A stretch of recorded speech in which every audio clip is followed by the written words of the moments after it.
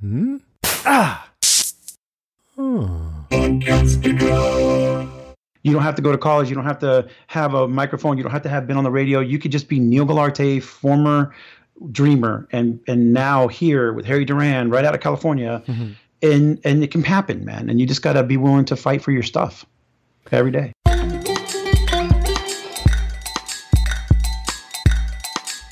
Podcast Junkies, episode 132. Welcome back, everyone in the podosphere. I'm Harry Duran. I'm the host of the show, weekly conversations with some of my favorite podcasters, and I think over time they'll become your favorites too. Hopefully you're giving their shows a listen and finding new shows all the time, because when you hear the energy and the enthusiasm that these guests bring to this show and the conversations that we have, I mean, you just can't help but want to jump on over and hear what their shows are about also. I do realize we all have a limited amount of time to listen to shows, and I don't take that lightly, and I appreciate you actually listening to this show. So new listeners, regular listeners, thank you from the bottom of my heart. I really, really appreciate it. So last week we had a great conversation with Z Holly. Z is short for Christina, and we connected through a course that I gave here in Los Angeles. Z actually had a hand in the creation of the first ever TEDx event, which is a fascinating story. She also talks about her interview with Dev Charney from American Apparel. That's just a couple of the things we talked about in our wide-ranging discussion, and I hope you get a chance to check that out. That was episode 131. This week we speak to Niel Guilarte. Niel has had a love affair with movies for as long as he can remember. And the best part about it is that now he gets to make them for a living. And I know I always say in these discussions that they're wide-ranging, but we cover a lot of ground here. We talk about the Messenger documentary, how he got started with the film. We talk about our love of freestyle music, turntables, and vinyl records. Always, always, always a favorite topic of mine. And about schlepping, DJ equipment. We share war stories about that. He talks about the big year that he had and why it's important to attract the right people and detract the quote-unquote haters. He tells us where his positive outlook comes from and the importance of leveling up and mentoring with others. And then he talks a little bit about how he's landing big guests for his podcasts and the importance of his family and exactly what that means for him and how they've been able to support him on this journey. So lots to cover, and it's all great stuff. I'm always happy to have folks sponsoring the show, and my ongoing relationship with Podbean is no exception. So I want to talk about some of the different features. I know in the past I've talked about how they can actually host your show, which is really, they're the bread and butter, and they do it with individual plans and with enterprise plans. But they also have a patronage option. If you go to patron.podbean.com, you can see that you can set up recurring funding for your podcast. Most podcasters are familiar with support requests through Patreon, and this is along those lines, but it's patron, the actual word patron, and you can actually raise funds directly from their podcast app. It's free to set up, and it's the easiest way to get financial support for your show. You can customize the pledge options, and they have a page set up, and you can see what people are doing now at patron.podbean.com, so check that out when you get a chance. So make sure you stay till the end when I reveal this week's retention hashtag. It's my way of seeing who is paying attention, and I appreciate all the people that tweet about it and listen to the end of the show. I really appreciate that. So let's jump into our conversation and hear all about this fantastic documentary and all the great things that Niel is doing with the podcast. Niel Guilarte, host of All Things Post. Thank you for joining me on Podcast Junkies, and it was long overdue. It's probably man, thanks for having me. I feel special. So we were talking about you feel like one of the cool kids when I realized I wasn't recording. So you're gonna. I was just saying, man. You're like, to get on Podcast Junkies is like you have to be in a nightclub in New York back in the 70s. Like you have to have special clothes on or be the hot chick. Like I was like, what do I need to do to become cool enough to get on this show? So I'm honored, man. Thanks for having me for real though. It's really great to be here. No, I mean it's just conversations with friends, and I know we've been in contact, I guess you would say virtually or online, or however these social circles start, because I see that in your past episodes, you had an interview with our mutual friend, it's Chris Cerrone, who seems to be like the connector of connectors from back in the day.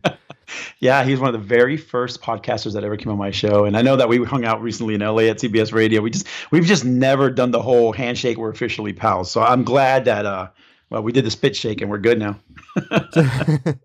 So it seems like you've been a little bit busy the past couple of months. Is that is that a bit of an understatement? Yeah, on May 29th, we started this project with Chris Kermitzos asked me to help with creating a movie for podcasters and about podcasting. And I don't think we knew how long it would take. So we just completed the film. It's been about 10 months. And it was just a roller coaster to the point that we actually commissioned a podcast about the making of the podcast movie. So you can go and look up The Messengers on iTunes. It's hosted by Dave Jackson, and he actually Chris records our journey. And I mean, no holds barred, like it's bad. And everything is there. We didn't hide anything. And you can actually hear the ups and downs of the entire film.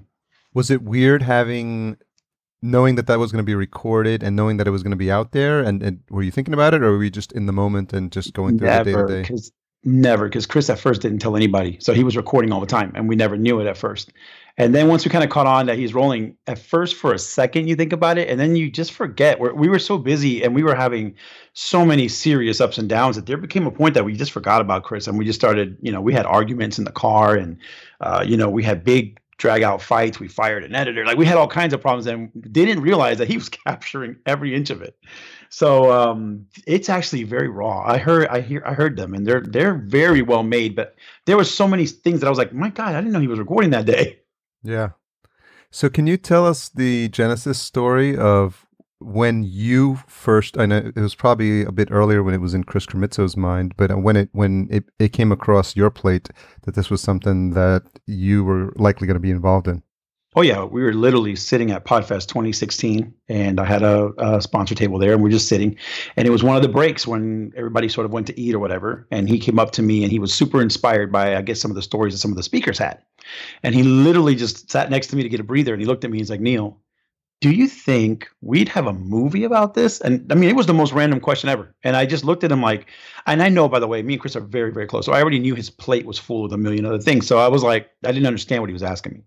But I said, yeah, I mean, some of these people have some seriously amazing stories, like Glenn the Geek and stuff like that. And he's like, but what if we found a way to, travel the country and capture their stories and create a historical journal so that 20 years from now, when podcasting is officially, quote unquote, made it, we could be capturing people that were in the beginnings. And so when I realized he was serious, I just looked at him and said, hey, man, if you're down, I'm down. And literally he took that as contract. And that evening he wrote me an email, and it was like, so when do you want to start? And literally, no joke, the next day we started talking about who to get, what stories were compelling. And in less than 30 days, we started rolling. Wow. Yeah, he was not joking around. So tell me a little bit about your background and how you got to be involved with film and how that journey started. Oh, sure. Well, that started after a long career of stripping. I'm just joking. I have an incredible physique if you haven't met me yet. But really, all my life, man, look, I'm going to give you a real short story. Because my whole life I've been into movies. My dad was, movies and Chinese every Thursday guy. And when we lived in Los Angeles or near Los Angeles, I grew up in Southern California, so Cypress, California. My dad took me to see movies frequently. And I think I got bit by the bug there. But it wasn't until I moved to Orlando that I started to pursue it. And so from very young age, I won the contest with my class my senior year of high school, the year that Universal Studios opened. And it allowed me to work on the show Superboy and Sequest as part of the prize. And so that was it. I was bit. And I spent the remaining next 20-something years, literally starting a production company, from shooting weddings to climbing my way up to homicide video for the police department. And then finally, by 2013, I was the producer for the mayor of Orlando. And at the same time, always running my production company. I was a DJ. That's where Wildstyle comes from. And I was also managing some freestyle dance artists from New York, as well as DJ Magic Mike out of Orlando. So I was very in the entertainment space. But in 2013, when my wife decided to move us to Tampa, she got a really great job opportunity. And I went full time with my media company, Wildstyle Media Group. And then 11 days later, Podcast Movement came out. or I heard about it. I launched my first podcast, All Things Post, which is all about the behind the scenes of post production. And it was literally launched. And 11 days later, I was standing in Dallas, Texas at a conference with a bunch of people I've never met, with a medium I've never done. And that's when I met Chris Cerrone. That's interesting. That's sort of the story. And then from there, everything grew. And, the podcast did really well. It got sponsored very early on. And now we're 2 years old. And that has sort of allowed me to branch into podcast coaching, into coaching in other ways, and speaking, and all kinds of doors have opened up. And then that's what kind of qualified me, I think, at the end to be the director of this film, because I've been directing independent film for so long, thousands of video productions. I'm an editor. And so I think being a podcaster and the director of a podcasting movie, it just kind of all came together in the Messengers as kind of what I was supposed to do for this year, I guess you could say. Well, you get the sense that you were made for this moment. Like all things were pointing to this happening. That's how it feels. Yeah, absolutely. Yeah. It's how it feels.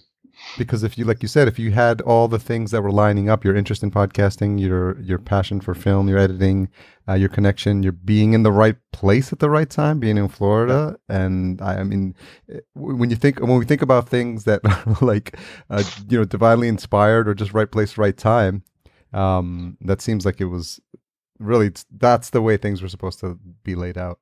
Yeah, Chris caught the trend, right? Like he caught it early. He told us about it at the Florida Podcast Association meeting. That's the first time I ever heard about it.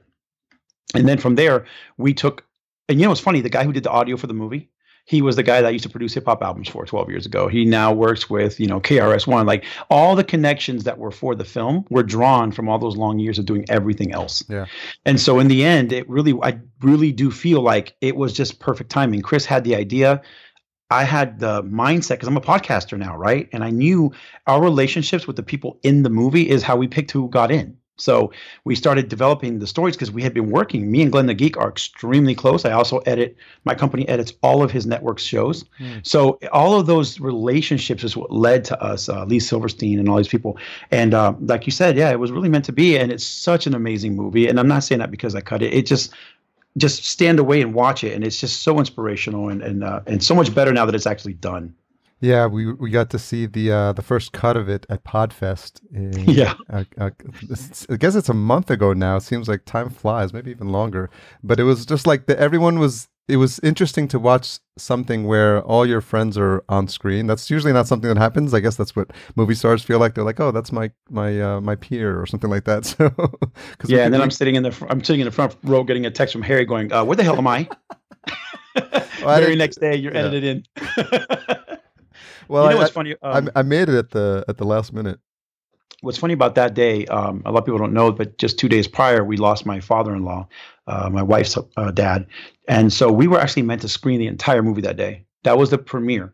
But because he passed away, literally we were editing in the hotel room up to the moment, and there just wasn't enough time, to polish. And 2 editors going 24 hours a day for 2 days. And I just couldn't make it. So really what we ended up doing was screening 40 minutes of the film, and the last 2 minutes were completely unpolished. But what was amazing was that they forgave that, and they gave us a standing ovation. And I really felt it was more for Monse, my father-in-law, than it was for me, but and for the group. But it was amazing. And I guess because they are podcasters, they understood, man. And so I just want to thank everybody that day, if you're a listener of the show, for just being so understanding of our loss that day, because now that it's done, it is 20 times better.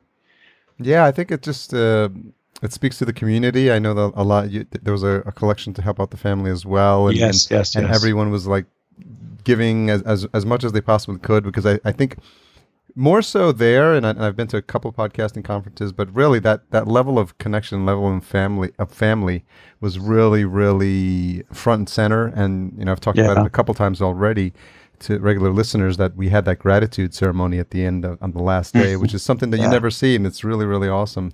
And it's just a testament to the type of people and the quality of people that are being brought together. Yeah, that's unique to Podfest, and I do want to personally thank everyone who gave. They literally, had it not been for that day, they would not have had enough to bury him properly. So heartfelt thank you from my wife, myself, their family, to anyone who gave. It's amazing, man. Look, Harry, we're lucky to be part of this world of podcasting in this exact moment. I don't know if in this exact moment you and I would be doing these type of interviews if it hadn't been for the new community that's out now. And then we're all, like you said, maybe we're all sort of connected now and helping one another grow. So it's amazing. Yeah, I think a lot of this could not have been. I couldn't have predicted this. I mean, I'm 3 years in to something that I just started on a whim, and I'm 125 interviews in, and just the connections that I'm making. And then every time I go there, I feel like it's a family reunion. And every time I go to conferences, I've got to order more and more Podcast Junkies shirts. Gotta start ordering them for the chunky kids, though, buddy. All right. No, I did my homework, and there's actually a size distribution that's normal for like every 50 shirts. I asked someone specifically, and he's like, yes, you got to get like 3 double XLs and like 2 XLs and like 1 small. And he was right, man, because I went the first time I did that distribution, and it worked like a charm because I think I came home with 1 shirt. 90% of people don't eat the donuts, but I'm the dude that does. All right. So let's remember the chunky people, buddy.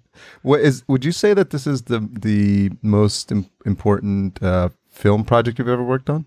Wow, absolutely, 100%. I think it's the most important project that I've done, but I think it's important for podcasting right now. I think podcasting has got this resurged energy, and it's suddenly quote unquote cool again, and people are catching on, but it's been around for so long. But I think what's happening right now, Harry, is the good ones are rising to the top.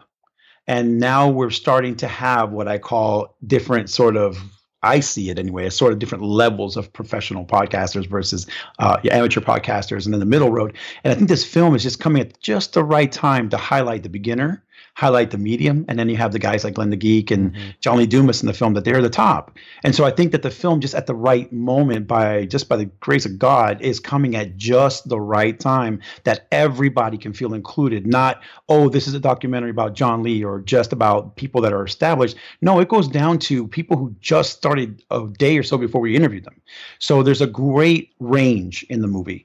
And I think that's why it's so special that you end with a Danny Pena in the movie, but we open with someone that just started, so it's really great. I can't wait for the world to see it.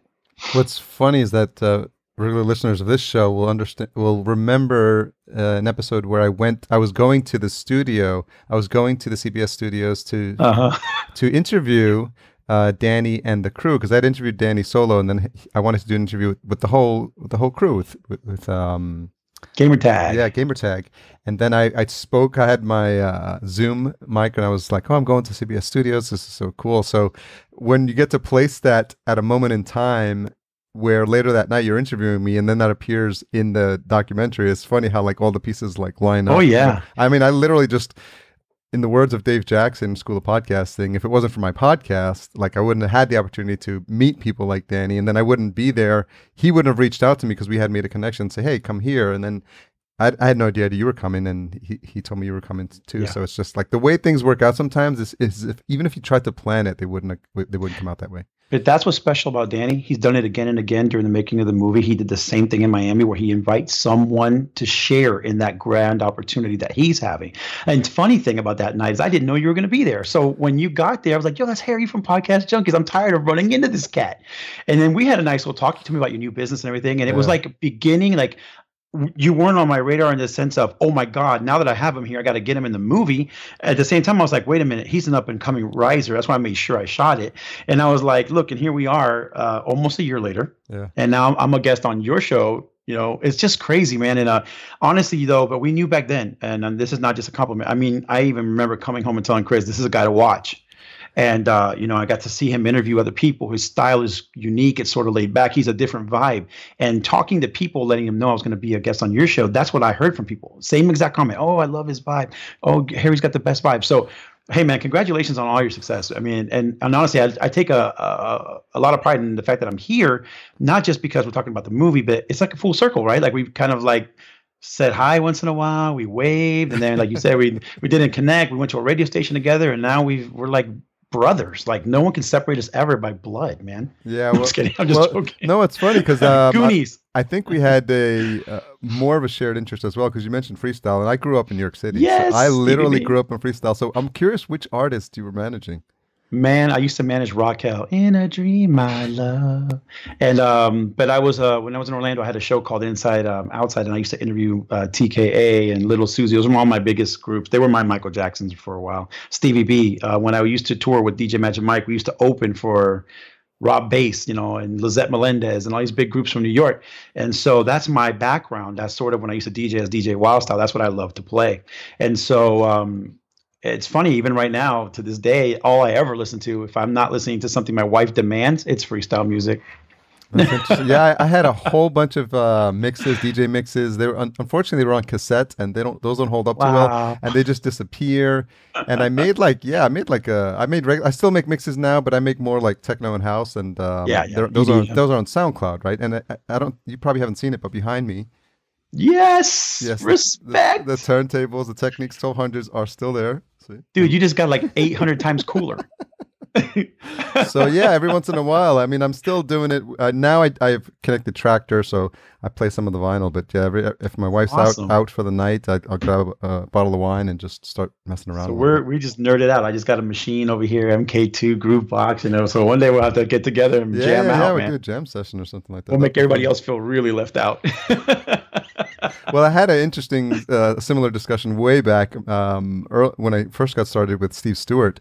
He's a vinyl junkie as well, and he DJs, and he's done he does weddings and stuff, and he's got a whole collection. So we go down some crazy rabbit holes here sometimes. Once I find there's a little thread of connection, I'm like, okay, let's talk about that. Yeah, the podcast and thing, the movie thing, whatever, man. Let's talk about TKA and artists that 90% of the listeners have never heard of. I know, man. Try managing an artist that every time I call the club, they're like, who?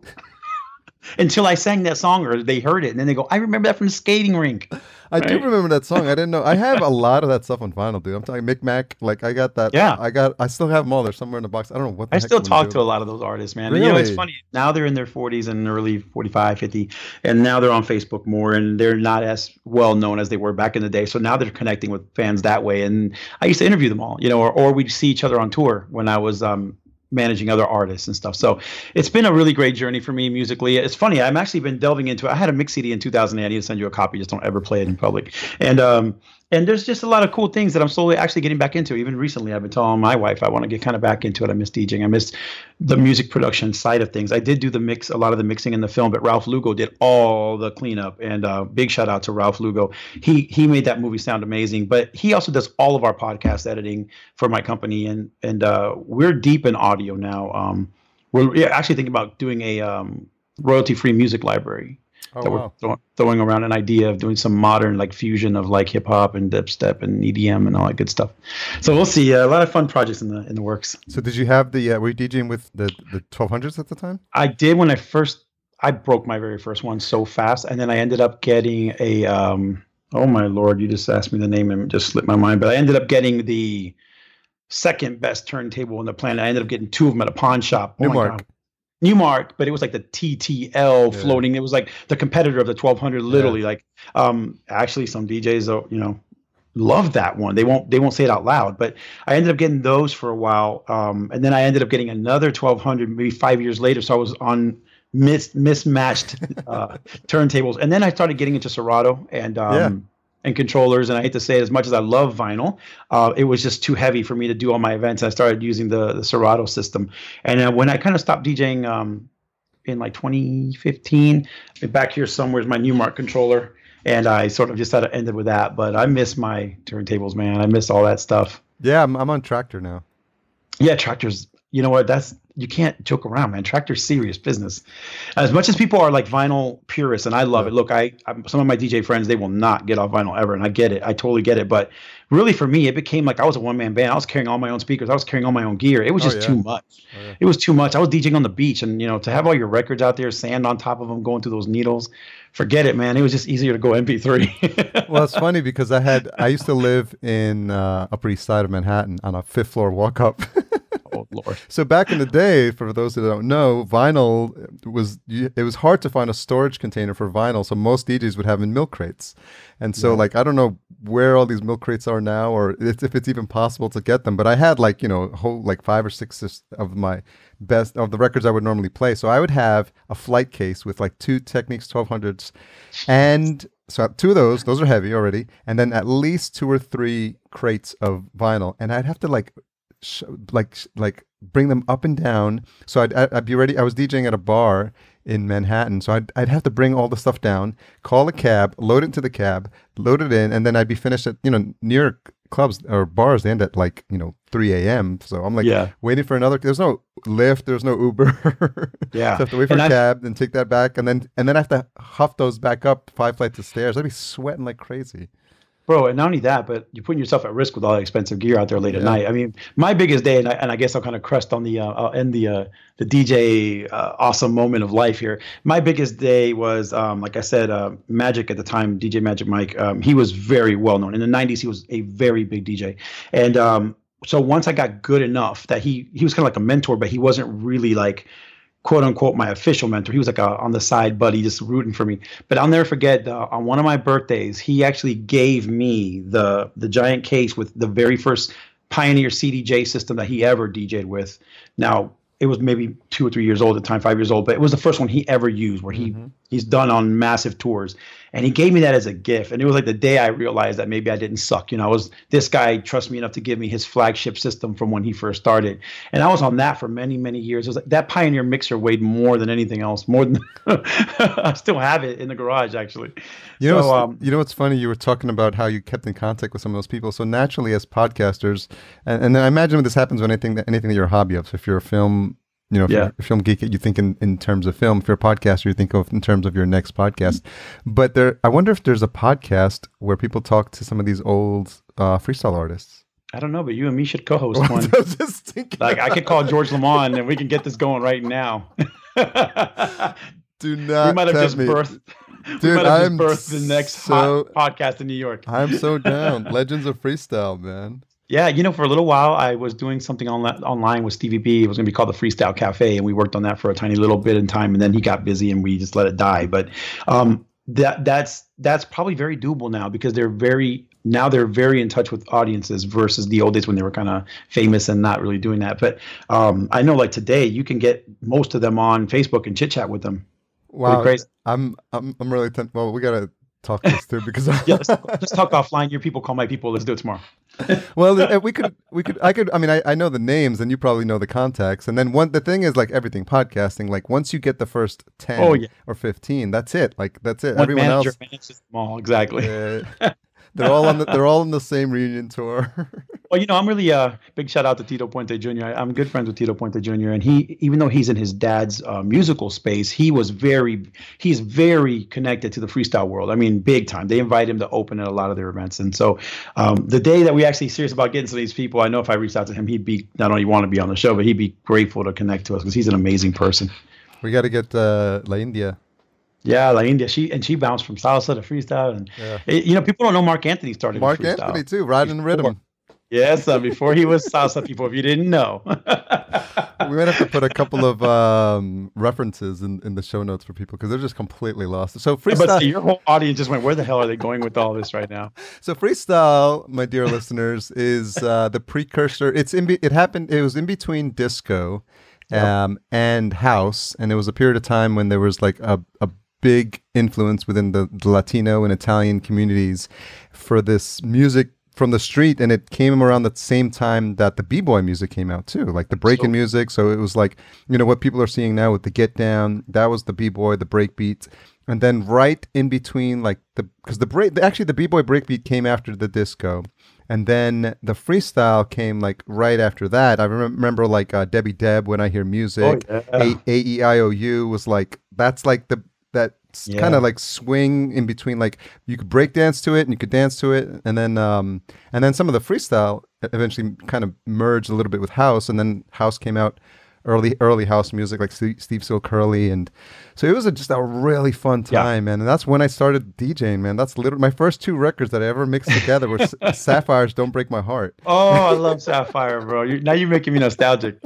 Don't break my heart. Tell them what you started. But what's funny is those songs, that era. I was in California, in Southern California when that started. I heard "Scars of Love" by TKA my first time in 1986, and then we moved to Orlando in '88. And by '91, I was already dealing with some of them through my show, and it was like the smallest world ever. I couldn't believe I was talking to these artists because I was on the other side of the country dancing to them, never knowing who they were at Knott's Berry Farm in a little studio dance club they had, Studio K, I think it's still open.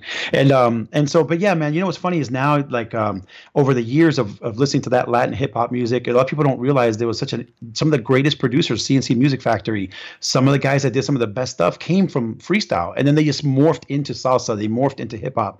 But there's a lot of them today. A lot of those artists have gone into some serious music, and definitely look them up. Look up George Lamond. You'll hear everything from freestyle to salsa to merengue and back. So is he still great producing? artist. Yeah, man, he's still doing his thing. And, they're getting up in age a little bit, but he can still sing his butt off. And Lizette and Little Susie, they're all doing tours. They're called the Freestyle Explosion. They were just here in Tampa. I saw Stevie B, Debbie Deb, Expose. Oh, Noel. Cover Girls. Cover Girls were there. So was Fascination. All these Sweet Sensation. Dude, we got to talk offline. Yeah, we got to make this happen. I mean, we were made for this podcast. Like, yeah, half the show's going to be us going, oh my God, I can't believe you're talking to me. Harry, get it together. Harry, we're live. Yeah.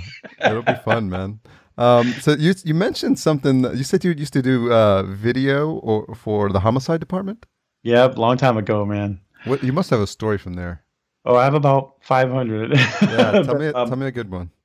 Golly, man, Chris Krimitsos is the one that picks all the good ones. So real quick, I worked for Homicide Video. So my job was to document either before, during, or after the crime scene to make sure that in court, they would see that the police department handled everything properly and there was no, messing with the evidence or whatever. But there were many, many homicides that we had to get right over the body or follow the path of travel of the bad guy or show the wounds. It was very tough. One quick one that I think is free to talk about, and I'll leave out a lot of detail because some of these are court cases. I have to be very. But I'll tell you, there was just one that was kind of like tough. And a young man wanted to go out and obviously buy drugs. So he went across the street to his dad's house. He asked his dad for $3 or $4, however much dollars his dad would have. His dad tells him no. And in his frenzy, he goes back, gets a giant screwdriver, gets behind the dad in the recliner and just plunges into him. Wow. And I had to walk in on that. And then after he was done, he shot himself in the bathtub.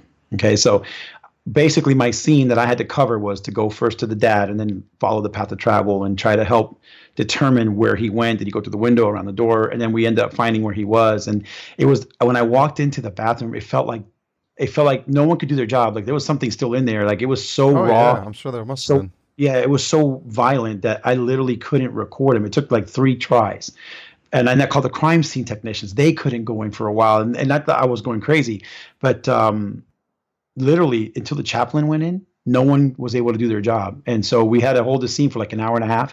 And then finally we were able to go in. And it was crazy how once we went in, it was completely peaceful.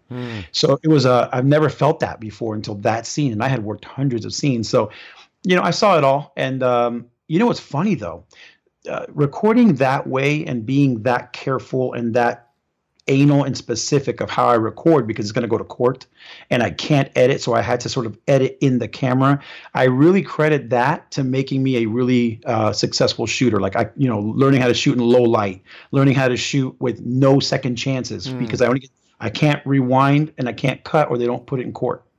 So a lot of times when I'm recording, we were recently in Haiti for another documentary. I didn't have but 1 second to record this guy running around with a shotgun or the UN guard. There was no second chance. And I always credit my time at the Orlando Police Department for making me a decisive, get it right the first time shooter. And I hope that in the messengers, some of that is visible. Well, it's interesting because and we took we probably couldn't have taken a more dramatic right turn after we went from one conversation to death. But I'm glad you transitioned it into the lessons learned because you spend so much time on there, and you're obviously doing something now that fills you with more. What's the word I'm looking for? Just joy. Yeah, joy, and just satisfaction because. You're doing something that's really fulfilling to you and to your craft and to what you studied. And I think everyone who's on this journey with a craft, they have to do those early types of jobs or those early types of gigs where it's like, oh, is this really what I want to do? But I think and correct me if I'm wrong, but you still had the camera in your hand, so you still felt there was a part of you that was still on this path and fulfilling all that training you had up until that point. And you know what's great, Harry, is at the end of the day, look, I'm completely self-taught. I had a full ride to college in Orlando. I had a full scholarship to UCF. A year into it, I'm like, this is going to take too long. I went to LA and I went to try to be a filmmaker.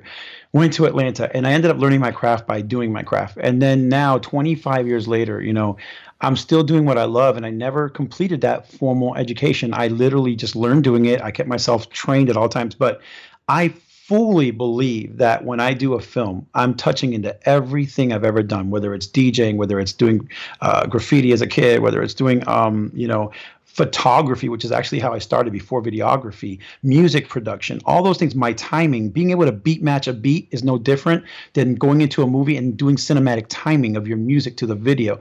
I believe that all of those talents came from those early attempts in entertainment.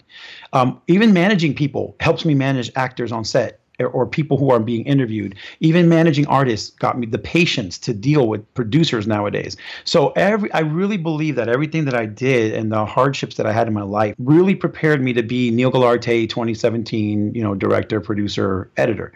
And now the future, you know, like I told you, we're starting a brand new documentary we just did on Haiti, even though now The Messenger is going into distribution and all these amazing things are going to happen. I'm starting a second documentary that I shot during the making of The Messengers. And like I said, the company's gotten into podcast editing. We're doing a lot of audio we're actually about to do our first audio for a film in Los Angeles. So we're growing, but I credit every square inch to being a hip hop kid, listening to freestyle music in the garage with my lowrider car, wishing and dreaming that I can go see these artists in concert. And that's as far as my dream went. And today I don't have to dream like that. I can say I wish I was on Harry Duran, and here we are. You know, yeah. So it's you can make your dreams come true. You just got to be patient. It feels like nowadays, like the path to manifestation is happening faster. I think. I mean, because we're all putting ourselves in this vortex of like positive energy and surrounding ourselves with people who are making things happen. So I think, you know, we're around doers. We're around people who are entrepreneurs. We're around people who, you know, have successful shows, are running successful companies. Yeah. And then that circle of friends just like gets bigger and bigger. And, you know, they say you are some of the 5 people you most associate yourself with. And if you keep like reevaluating and like, where do I want to get better? And who are my podcasting peeps? And who do I go to when I have questions about video? And who do I go to when I want to learn how to be a better speaker? And just like these pods of like, people that are mentoring us or that we're influenced by, and I think we just keep leveling up, and then as a group, all of us, there's just like we just keep getting better and better like the next time we run into each other. Yeah, and the world's getting smaller. The internet allows me and you to talk about freestyle right now, and like tomorrow our friendship will be an inch stronger because of the internet, right? One thing you said about being a doer, when I got to Guatemala, I was invited there by Sean Smith for the movie. And, you know, it was a missionary trip. So on top of recording for the film, they had church service every night. There was, and it was very, very spiritual trip. But the first thing I told him when he thanked me for coming to Guatemala, I didn't even think of it. It just came out of my mouth, and you reminded me of it just now. He said, Neil, thank you for coming to Guatemala. I said, Sean, doers do. And the whole trip, he kept reminding me, doers do, man. You guys are doers. You guys do whatever it takes to get the shot. You guys are doing whatever it takes to help these families. Because we didn't just shoot the movie. We started installing ovens. We started helping out. We grabbed that drone and flew it from 7,000 feet elevation, and we got the stuff we needed. But I really believe that doers do, and everybody else thinks about it, talks about it, dreams about it. And as long as you are doing something, even if you feel like it's an insignificant thing, like, oh, I just bought my first turntable, you just took a first step to becoming a DJ. But if there's a million guys that stop at, I wish I had a turntable. So the minute you go and invest in it, even if you don't touch it for 6 months, you still took a step that 300 other people didn't. So you're a doer. And so as long as you take one single tiny little step every time you can, you will achieve it. How fast is just how many steps you take in a day. Yeah. And that's reality. Yeah, it's those small steps, because if you try to measure progress, you know, by saying, look what I do yesterday, what did I do last week? You know, it's going to be hard. It's going to be really hard. But now if you look back and like, I mean, yourself, like, what did you do last year, or where were you last year? It's like, would you say that this has been one of the biggest, the past year has been one of the biggest ones for you? Yes, man. It's been the biggest and most challenging. It was the biggest in sense of projects, huge projects. And then I had lost 2 people, my father-in-law, and then most recently a good friend to a heart attack recently. And so focusing on the positive, obviously celebrating their lives, it's been the best year. My company grew. I think my podcast has really grown, but it's also been a challenge. But I do firmly believe that these added challenges is because I'm getting really close to where I want to be, and for every positive force, there's somebody trying to slow you down, and so I use it as fuel. I use it as fuel to. So the answer is yes. It's been the best year, and I still have half a year to go, a little bit more than half a year. I want to touch lives, Harry, man. I just want people to see the show. The film, be inspired to find their voice and get out there, not just a podcast, but just become a content creator. With my show, my podcast, I just want to touch all these millions of editors stuck in cubicles that no one gives any credit to, and just let them know someone hears them, man. Yeah. All these producers that do music that no one even appreciates. They only hear the beat and never even ask who made it. That's what my podcast is about. And then in person, man, just coaching people and being part of the Florida Podcasters Association and Podfest as a co-organizer with Chris. Again, just want to touch lives of beginners and intermediates and help to make their transition into podcasting easier, better, faster. And that's my 2017. That's what being on your show, even same thing. I just want to get people to hear. You don't have to go to college. You don't have to have a microphone. You don't have to have been on the radio. You could just be Niel Guilarte, former dreamer, and now here with Harry Duran right out of California. Mm-hmm. And it can happen, man. And you just got to be willing to fight for your stuff every day. Well, it's interesting because you mentioned, or you alluded to the fact that there are people who are, for lack of a better term, haters, like they bring you down. Yeah. And do you find yourself that you've acquired the skill set to identify those people sooner rather than later, and then make sure that they're like not in your orbit, or get them as far away from you as possible? Man, that's a great question. I'm going to be super transparent with you because I just had a recent Neil, you suck moment. So yes, I feel like I can identify them better. A little bit of that's the police in me, right? I learned how to identify people a long time ago. But I haven't done the best job of not letting them hurt me, because even recently I had some stuff happen, let's say friendships and or people that I identified, but I ignored out of a good heart and then ended up getting stung. So I'm getting better at seeing people. I'm getting better at identifying it, but I'm still working on how to navigate it all right, because I am a little bit too trustworthy. I trust people a lot, and I am a little bit too second chance giver. And so, but that's just the positive. That's my mom in me. So I really hope that I'm attracting the right people so I don't have to identify the haters, because what I'm trying to do is attract more people that I can identify them as helpers and or a friend, like you were saying earlier, or a collaborator. That's who I'm trying to attract. And I'm hoping that by trying so hard to attract a collaborator, I detract a hater. But they're going to be there. Yeah, the beauty of it is you actually don't have to try hard to attract the people that you want in your life, because I think I mean, this is just energy that you give off, right? And that when you're good, positive, you're putting out positive vibes, you're doing positive things. You know, there's this aura about you, and then people are attracted to that, and people want to be around people like that. And a lot of times, like people who are negative, like they actually can't be around positive people for too long. They don't like it. Like that's not how they roll. They want to be gossipy. They want to be like backbiting. They want to be like two-faced. And if they're in an environment where everyone's like loving each other and just like hugging it out and just be like, oh, positivity, positivity, positivity. Like I heard my wife said something, like a coworker or something said like, oh, positive people, like I'm suspicious of positive people. Like, I'm like, what are you talking about? Like, right, you feel like they live in Disneyland sometimes. I mean, I'll be honest with you. A lot of people misunderstand my passion in life for some things as often as negative vibe.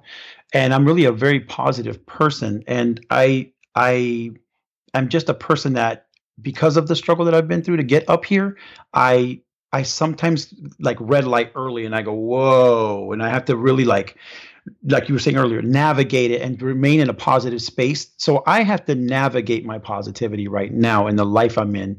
And it's only because of the grind to get here. It's not because I see people and assume that they're not good. It's not because I assume the worst. It's simply that there are people in life that have been blessed.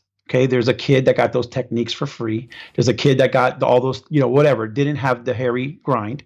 And so I'm trying super hard. I'm a Christian, and I'm trying very hard to navigate in a very positive space. But I think people interpret when I get angry or passionate as a negative because I'm very passionate. I mean, very passionate.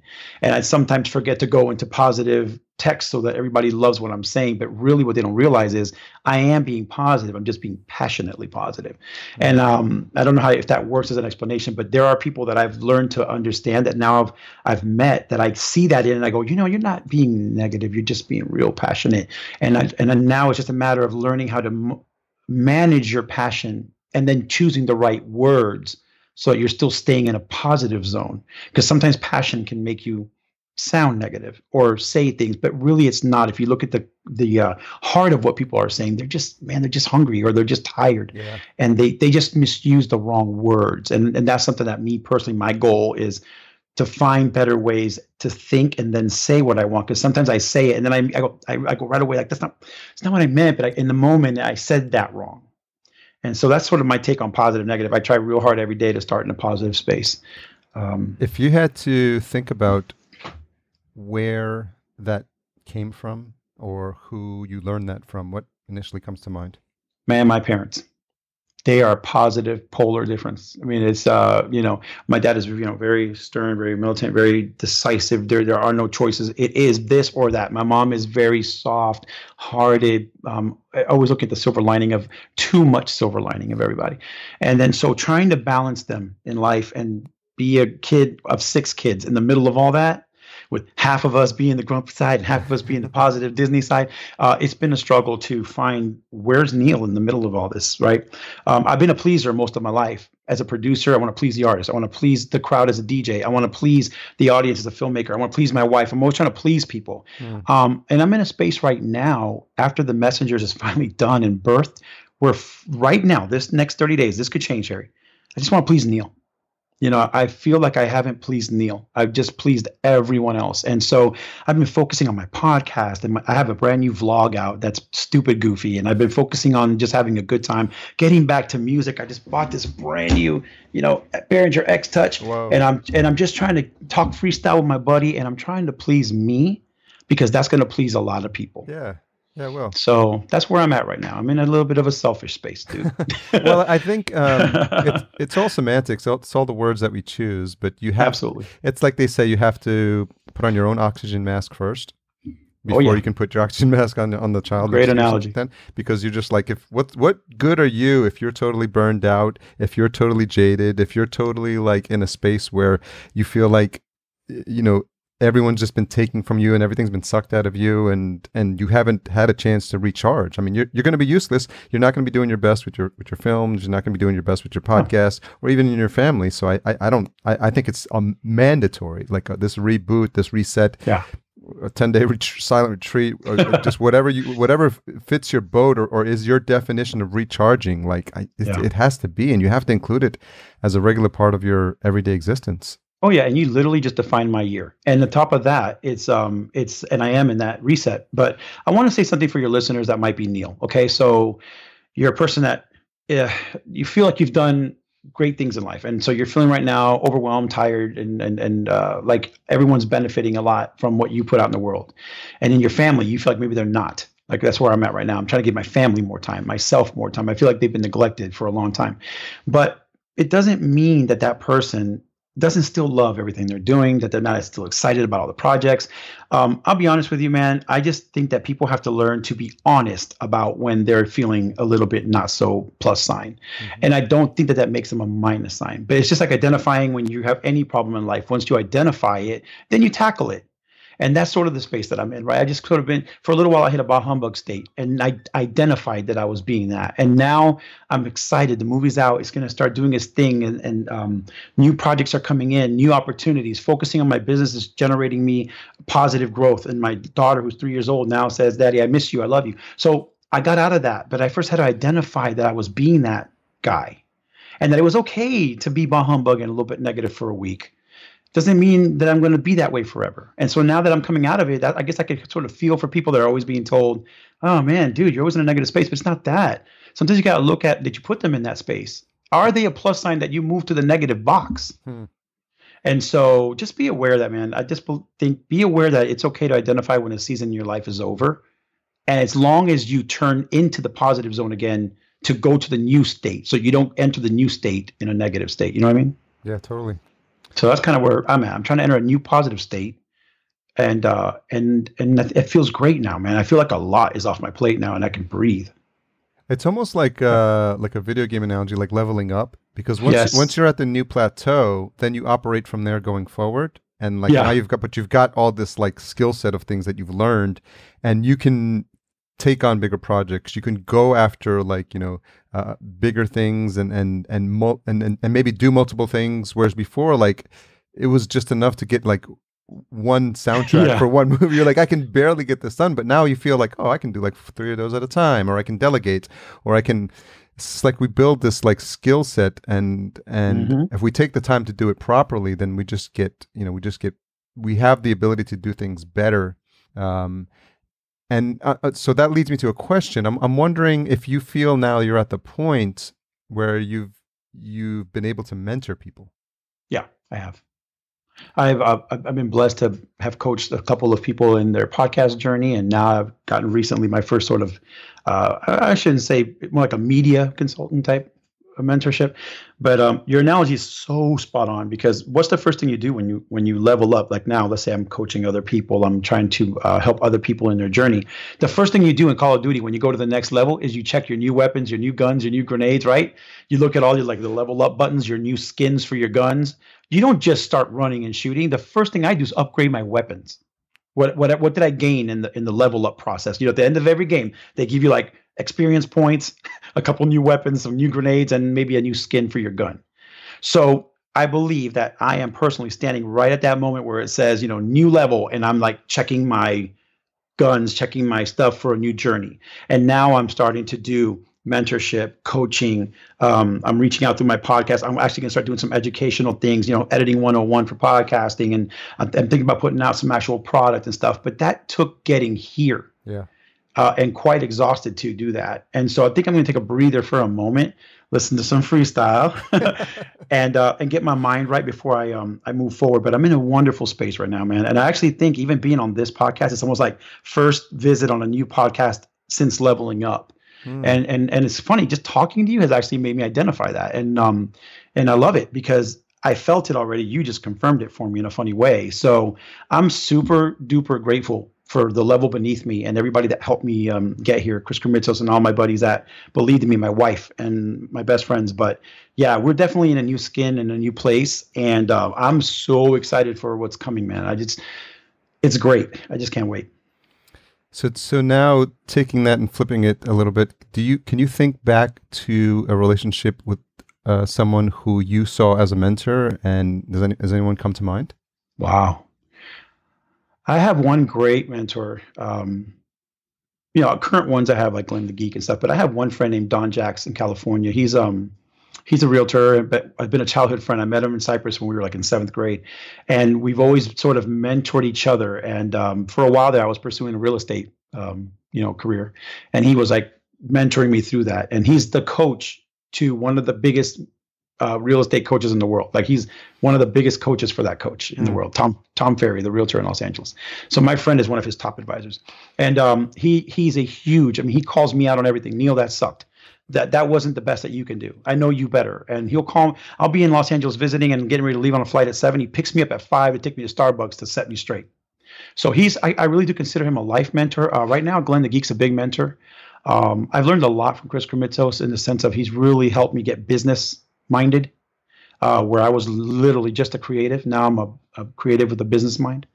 But I really credit Don Jacks to setting me straight and giving me like new levels to try to level up to, if you know what I mean by that. So yeah. Yeah, so we can make sure we send him a clip of this interview. Yeah, I mentioned you. Where's my $50? No, he's amazing, man. He called me the other day. Like he gives you those "I love you" calls at 7 a.m. for no reason, nice. And then he also gives you the "Why haven't you done what you said you were going to do" call on Friday. So great friend. So as you think about your idea of starting the podcast, and I know that you've talked about it on the show how it's been 2 years, and then you missed some weeks, and then you're trying to redefine what you want the show to be about. Do you feel now that it's something that you definitely are passionate about continuing, and you have like a direction in mind for where you want it to go? Yeah, definitely. If you look at my trajectory in 2 years, you're like, wow, you don't have enough shows. And it was definitely sadly, my podcast started off on fire, and it never pod faded, but it became victim to my production schedule. So whenever I was working on a movie for 5, 6 months or any big project, it would suffer because I'm all over the place traveling and wasn't ready or prepared for managing a podcast and its guests and all this while traveling and shooting projects. Now I really think I've gotten a hold on it. I'm scheduling in advance. I'm starting to pre-schedule the shows. I've never been able to do that. I literally record and release, and now I have a different place. I've built up a lot more relationships in the production world. If you listen to my last shows, it's been major editors, like the editors of Empire, the editors of Supergirl, and now the industry's caught on. So now it's placed a new pressure on me to be consistent. And so right now I'm on a bi-weekly schedule to kind of make it manageable because I just launched a new vlog. And so on the opposite weeks, the vlog gets released. Okay. Once I get those to where they're consistent, I think I'll take the show back to weekly again. So how are you getting connected to some of these heavy hitters or people that you've had on your wish list? Well, that's easy. I just tell them I know Harry Duran. No, you know what? It took a year and a half before the industry took me serious at all. I was interviewing lots of local friends at first. And God bless them for letting me do that. But what happened was I created a Facebook group. And the power of a Facebook group is it attracts pros and individuals alike. Yeah. So I ended up noticing I was having some kind of big fish in my group, and I just didn't know how to engage them because I didn't want to seem hungry or nervous or even a fanboy. But at one point, this guy named Sean Mullen, he used to be an animator in the 90s on the shows like Charmed, and he did all the great visual effects. He owns Rampant Design Tools, and he was I asked him to be a guest, and I said he'll never say yes, and he did. The minute he finished, he emailed me the next 5 people I need to talk to. Walter Biscardi, all these names that are big in the industry. And then he emailed a gentleman named Kevin Burke, who is a PR or a publicist for a lot of the big people. And now he's calling me saying, I can get you the CEO of this. I can get you the CEO of that. And then the last straw was this amazing editor out in California. She's the biggest downloaded show of all of my shows. And I'm going to leave that up. You have to go to allthingspost.net to find out who she is. But she edited Supergirl. She edited Preacher. She's assistant editor on these major shows. And then she basically kept coming on and then kept interacting, and it attracted everyone that mattered. Wow. And so now we have it's like an honor that we have them all.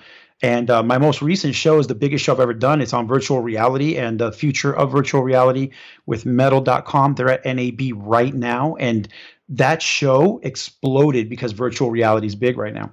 So the show has got a new fire.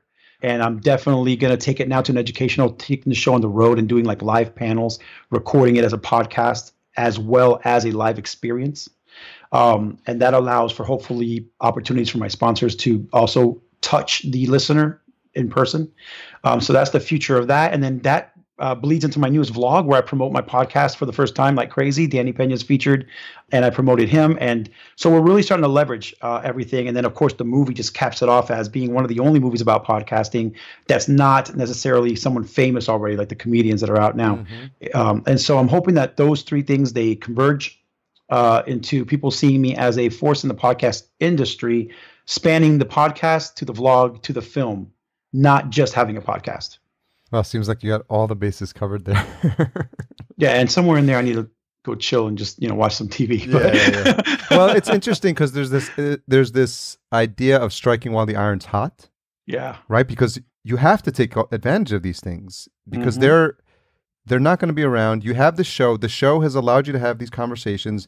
You've now you're having the podcast but you have the documentary that you've done. You've got the business, and so you've put in all these. You started these wheels in motion, and now they're coming to fruition. And it would be nice to say like, okay, maybe only one opportunity would rise, then you could work on the next one. But sometimes we can't pick, and sometimes they all come at once, and you just got to be like, okay, I got to figure a way to deal with this because if I drop the ball on any of these, I may lose an opportunity. So I think maybe some of the training you've gotten up until now, or the stuff that you learned, like doing those, like the discipline, like everything, like that discipline you had, I think has prepared you for this moment. Yeah, and to wrap it up with that, I mean, I've always been told my whole life I like too many things: photography, music, hip hop, DJ. You shouldn't do this. Just be one thing. And that's the advice I've ignored my entire life, because that's the only reason I have what I have is because I didn't listen to that. I agree. There are people that only make McDonald's hamburgers, and God bless them. But there's also restaurants that have 5 choices, and that's me. So I try to be my best at each thing, and I try not to launch things that I can't commit to and take care of.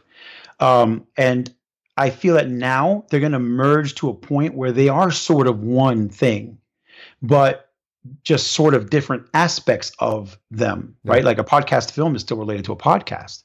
A vlog is nothing but a visual podcast. It's episodic and it's every week. And so once we get all these things sort of, and that's also part of having a staff and a team. Like I've grown from 1 to 3, and that has really helped out. And I was a one-man band trying to do 5 things. Now I'm a team managing the 5 things. And my goal is to grow to maybe 1 or 2 more this year. And so we can stop right there and sort of have more experienced hands on each thing. And I can just sort of be in all of them and not try to manage and run all of them.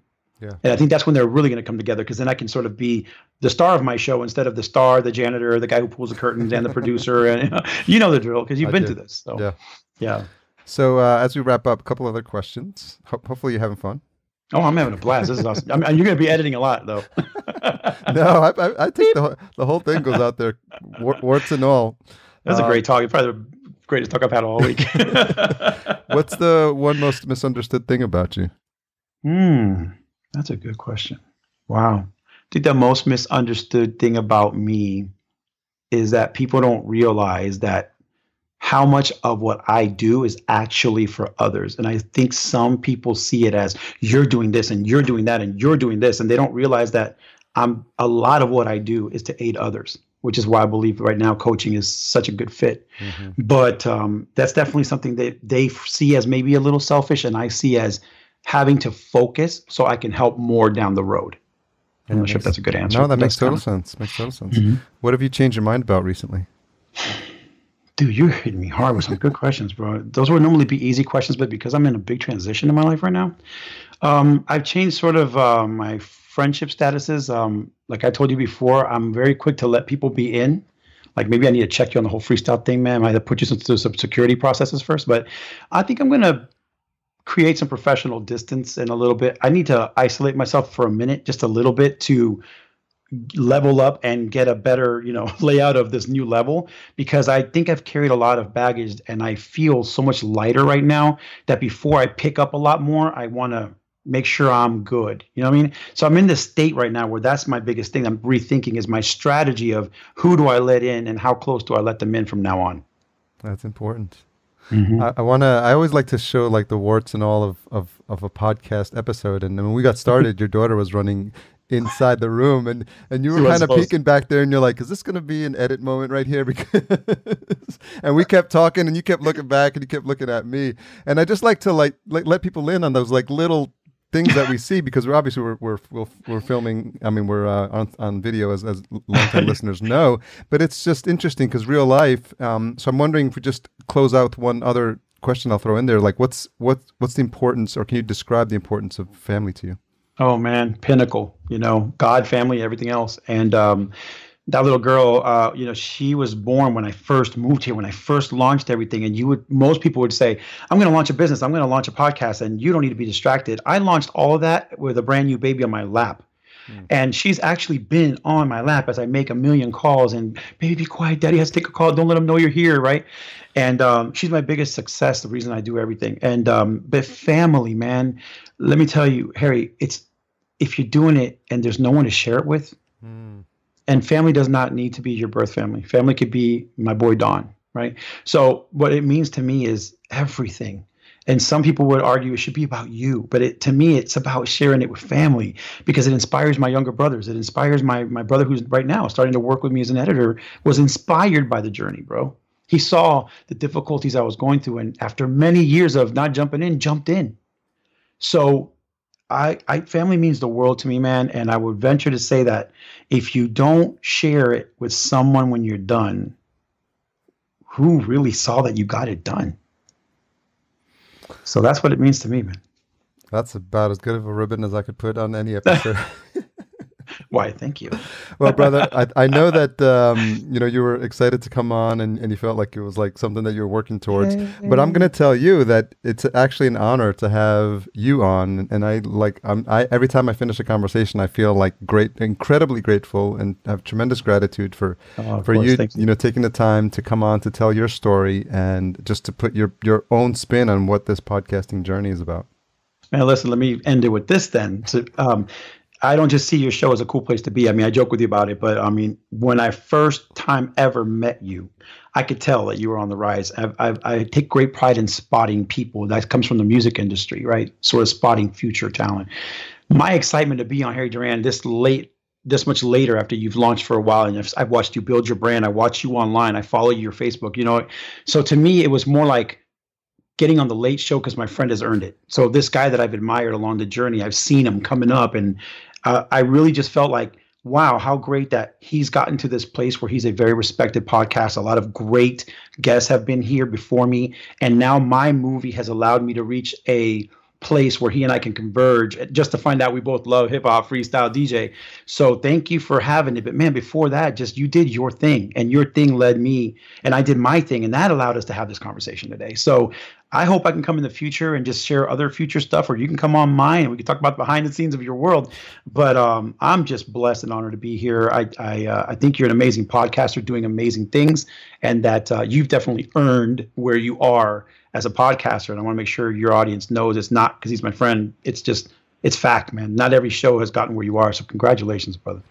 Well, that's I'm incredibly humbled by that, Niel. Thank you so much. I don't take those words for granted. And sometimes I lose sight of, what's been done. And this podcasting is a long journey, right? There's moments where I'm like, I don't feel like doing this anymore. Like I literally don't want to do this. Like it's just a pain in the ass. And between editing and just recording, and then you're done, and even just simple things like an intro and an outro. It's just like, if your mindset is not there, then I feel like I never want to feel like I'm dialing it in. No, man. And thankfully, like I get recharged. The conferences are great. I'm with my peeps, and I just come back and I'm supercharged. And then I get reminded of what that's like by virtue of these conversations, and it's just like, hopefully I just don't run out of interesting people. I don't think it's going to happen. Mm-hmm. There's so many great podcasters out there that are just really, really good-hearted people, and I'm looking for conversations with more of them. Yeah, my last line for you is this, my friend. Podcasting is a marathon. That's what I tell all the people that I coach and mentor. Podcasting is a marathon, and you are officially a marathon runner. So just continue doing your thing. I respect you in the game, and thank you for having me on and letting me use your platform to share my story. So we've got like 15 cherries on this episode. What's the best place for folks to track you down? Just easily, I'm on Twitter the most at Niel Guilarte, Niel, and then my name I'm sure will be in your links. And then Facebook, I'm on Facebook, and then my show is All Things Post at allthingspost.net, and my company is wildstylemedia.net. My brother, thank you again, and I hope you have a fantastic evening. Yeah, buddy. We'll talk offline about that freestyle shit. So thanks again to Niel for bringing the energy, bringing the enthusiasm, and ensuring that we had a fun conversation. We talked a lot of bit afterwards. That's not a real phrase, I know. But we did keep talking after we stopped the recording. We had so much to talk about, and even some ideas. We were cooking up for new podcasts. As you know, podcasters never run out of ideas with which to podcast about. So we are a member of podcastica.com, podcastica.com. That's the song you hear, the jingle you hear at the beginning. Great collection of podcasts. Check them out, please. Intro and outro music composed by Cedar and Soil. Check them out at cedarsoil.com.